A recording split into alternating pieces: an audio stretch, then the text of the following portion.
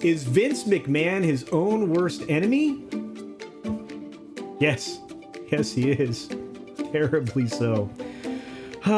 Let's take a look at the WWE and, well, examine it from the business side and a little bit from the legal. Ouch. Here we go.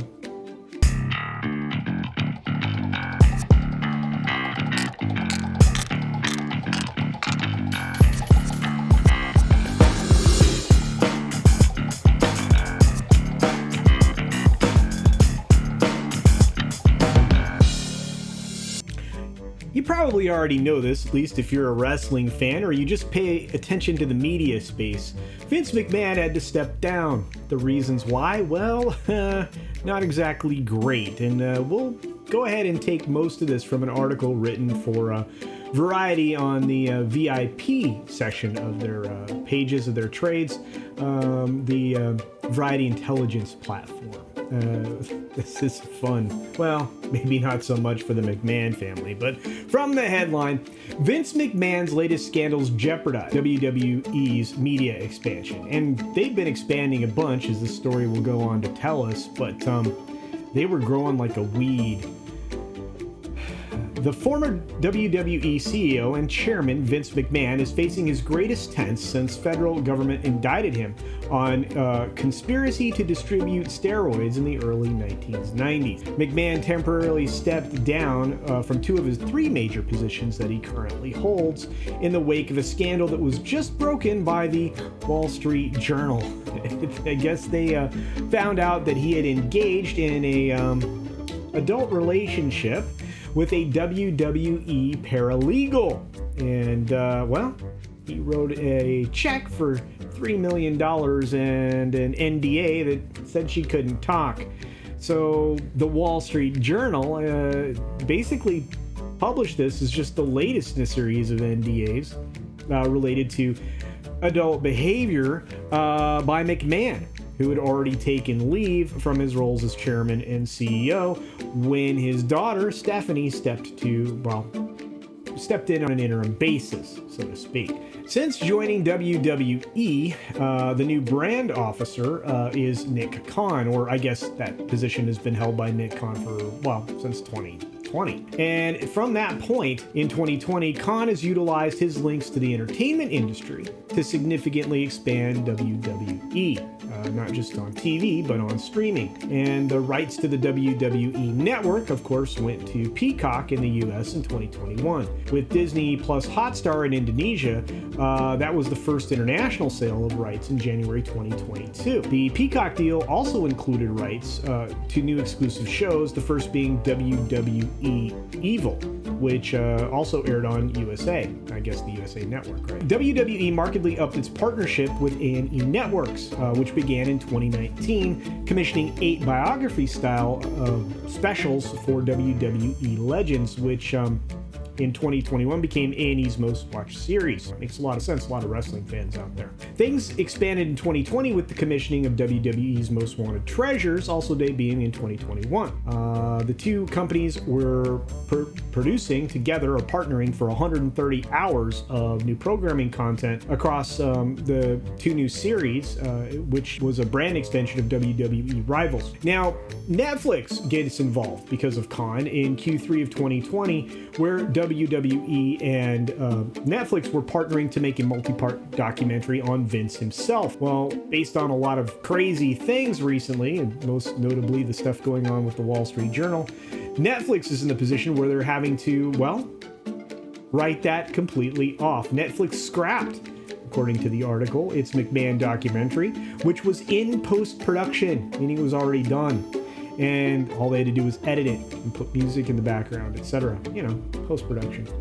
They effectively wrote off millions of dollars in the investment. It's unclear at this moment whether this will impact any future placements or tie-ins with Netflix originals. So I would imagine there's going to be a temporary cessation or guesses. The latest season of WWE Biography on A&E Network, however, premiered 2 days after the WSJ Wall Street Journal's latest revelations, and it saw a 45% audience decline. In the demo, it went down 63%, so that's terrible. Of course, it was a summer debut of a show versus an April debut of a show, which meant there were probably less eyeballs. But as they mention here in the article, those figures won't go unnoticed at that network, and I think that's probably fairly accurate. The question is, what does that actually do overall for, the WWE versus shareholder interests, etc., etc.? Vince McMahon owns 81% of the voting power for the company, and you can see that here in the graph. There's a lot of reasons to suspect that the rest of the people who have, substantial voting interest in this company might be interested in having Mr. McMahon go away, and that would include two of the big bads, BlackRock and Vanguard, both wanting to heavily influence the direction of programming there at WWE. Journalists working on the Wall Street Journal story have recently said they're continuing the investigation, and they believe that there is more to be found. Oh, it doesn't look good, Vince. McMahon's behavior has already jeopardized WWE's high-profile relationship with Netflix, as we talked about earlier. If more revelations emerge, sponsors and media partners are forced to act. The pressure will be on him to make a clean break with the company in the terms of day-to-day roles. I think he should have stepped away a long time ago, but that's just my opinion. He doesn't need to be there. He's got 81% of the voting power, but he definitely is hurting his brand overall. And of course, his legacy, which will be left to obviously Stephanie and a few other family members, I would imagine. Given recent appearances on WWE programming, because he has been seen there, obviously, if you've been paying attention, and continuing to be the head of creative, which means he's kind of helping to outline the storylines and kind of navigate the arcs of everything that happens with the wrestlers. McMahon will likely be unable to accept being forced from the company he turned from regional wrestling company, which of course was a parental concern at the time, into a global powerhouse. But times have changed, and even though he was once able to outrun the federal government, this may be the one scandal that Vince McMahon will be unable to dodge. I think that's kind of an interesting way to put all of that. And of course, he's always been his own worst enemy, hasn't he? He's always put himself out there as an entertainer as well as obviously an administrator. And I think to a certain extent, especially recently, that's been to his detriment. But I'm interested in what you think, because a lot of people want to respond to wrestling. So, do you think Vince McMahon will end up in charge of this company a year from now? 2? 3? Do you think that he will be able to convince all of the media partners that, his dalliances were minor and that it really hasn't affected or influenced the performance of his company overall? Do you think it's actually hurt his expansion plans beyond obviously Netflix and A&E to other places? I don't think it's going to hurt his streaming deals any, but I guess they could be considered up for grabs, whether or not they'll move forward. Good questions all. Feel free to leave your comments down below in the comments section. Maybe we can have a discussion about this. I'm an old school wrestling fan, going back to Jimmy Fly Snuka and several other, great characters like that, including, of course, the Real American, Hulk Hogan. But, I'd love to have a discussion about whether or not Vince is going to be around much longer. With that being said, please support other independent creators out there. There are people way more educated in wrestling than myself that are probably also talking about this, and they aren't in the mainstream, so they probably have some pretty strong opinions, and maybe they have more valuable information than even a numbers-based trade article does. Maybe they have better opinions than I do even. So do check out independent creators. Give them the same kind of like and respect that you do for any of the channels that you enjoy. Like, subscribe, comment, of course, and share out their content, because it really does help with their engagement.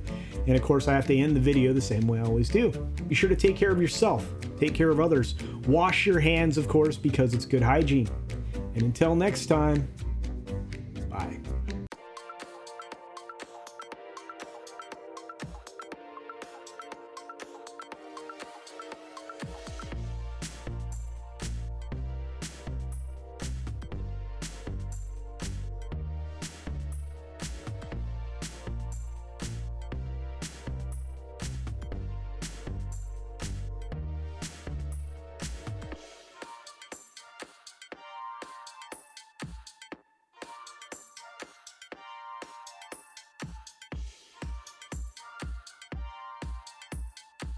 Thanks for visiting today.